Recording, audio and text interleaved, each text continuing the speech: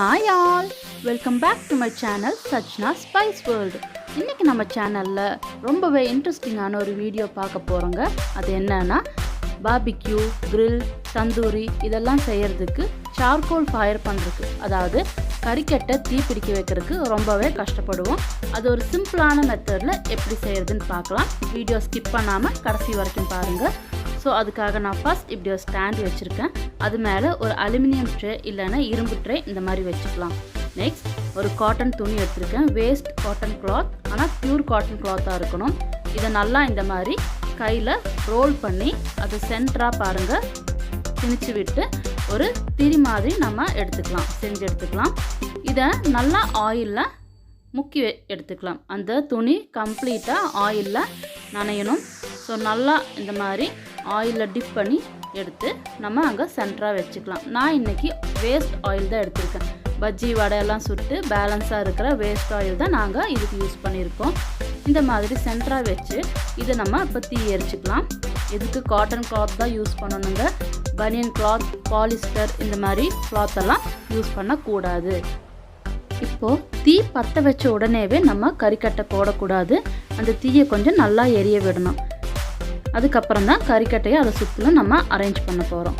இப்போ பாருங்கள், தீ நல்லா எரிய ஆரம்பிச்சிருச்சு. நம்ம எடுத்து வச்சுருக்கிற கறிக்கட்டைகளை அதை சுற்றிலும் வச்சு நம்ம அரேஞ்ச் பண்ண போகிறோம். ஸோ அந்த தீ மேலே நம்ம போட்டக்கூடாது. தீ உடனே அணைஞ்சிரும். தீக்கான ஸ்பேஸ் விட்டுட்டு கொஞ்சம் கேப் விட்டுட்டு அதை சுற்றிலும் நம்ம கொஞ்சம் சின்ன சின்ன பீசஸாக வச்சு ஃபஸ்ட்டு அரேஞ்ச் பண்ணிக்கலாம். சில பேர் நினைக்கலாம் கெரோசின் அதாவது சீமெண்ணையை யூஸ் பண்ணி ஈஸியாக தீ எரிக்க வைக்கலாமே அப்படின்னு. ஆனால் அதில் நீங்கள் சமைக்கிற ஃபுட்டு வந்து கண்டிப்பாக சீமெண்ணெய் வாசம் வந்துடுங்க. அதனால தான் நாம் சீமெண்ணையை அவாய்ட் பண்ணிவிட்டு இந்த மாதிரி ஆயில் வச்சு தீ பிடிக்க வைக்கிறோம். இப்போ பாருங்கள், அந்த தீக்குண்டான ஸ்பேஸ் மட்டும் கொடுத்து நம்ம மேலே மேலே நிறைய கறிக்கட்டைகளை அடுக்கிட்டே வரோம். கிட்டத்தட்ட நாங்கள் நிறைய கறிக்கட்டைகளை லேயர் லேயராக அடுக்கி வச்சுருக்கோம். இப்போ பாருங்கள், நான் உங்களுக்கு க்ளோஸாக கொண்டு போய் காட்டுறேன். சென்டரில் மட்டும் எப்படி தீ எரியுது அப்படிங்கிறது நீங்கள் பார்க்கலாம்.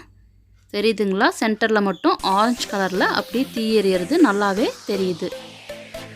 இந்த மாதிரி நாங்கள் கற்பூரம் கூட வச்சு தீ எரிக்கிறதுக்கு ட்ரை பண்ணி பார்த்துருக்கோங்க. ஆனால் எங்களுக்கு அதுவும் அந்தளவுக்கு சக்ஸஸ் ஆகலை. ஸோ இந்த ஆயில் வச்சு தீ எரிக்கிற மெத்தட் தான் நாங்கள் அடிக்கடி ஃபாலோ பண்ணிகிட்ருக்கோம். எங்களுக்கு ரொம்பவும் ஈஸியாக இருக்குது. ஸோ நீங்களும் இந்த மெத்தடை கண்டிப்பாக ட்ரை பண்ணி பாருங்கள். இப்போ பாருங்கள், நான் மறுபடியும் காட்டுறேன். கீழே ஸ்டாண்டு வச்சுருக்கோம், மேலே அலுமினியம் ட்ரே, அதுக்கு மேலே தான் இவ்வளோ ஹைட்டுக்கு நாங்கள் சார்கோல் அடுக்கியிருக்கோம். இப்போது நம்ம உள்ள சென்டராக வச்சுருக்கிற துணி நல்லா தீ எரிஞ்சு அதில் இருக்கிற எக்ஸஸ் ஆயிலெல்லாம் வெளியே வர ஆரம்பிச்சிருச்சு. ஸோ இப்போ பாருங்கள், தீ வந்து எல்லா கறிக்கட்டையிலையுமே நல்லா பிடிக்க ஆரம்பிச்சிருக்கு. நல்லா அந்த புகையெல்லாம் வருது. சுற்றிலும் பாருங்கள், நல்லா தீ உள்ளேருந்து சென்டர்லேருந்து எல்லா பக்கமும் ஸ்ப்ரெட் ஆகி எல்லா கறிக்கட்டையிலையுமே நல்லா தீ எரிய ஆரம்பிச்சிருக்கு. நல்லா புகை வருது. இப்போ எங்களுக்கு வீடு ஃபுல்லாக புகை ஆகிட்டுருக்குங்க. இப்போ நம்ம இதை எடுத்து வெளியில் கொண்டு போய் வச்சிடலாம்.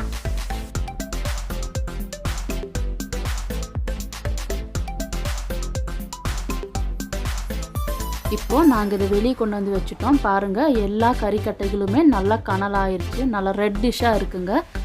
இதை தான் நாங்கள் தந்தூரி சிக்கன் செய்கிறதுக்காக யூஸ் பண்ண போகிறோம்.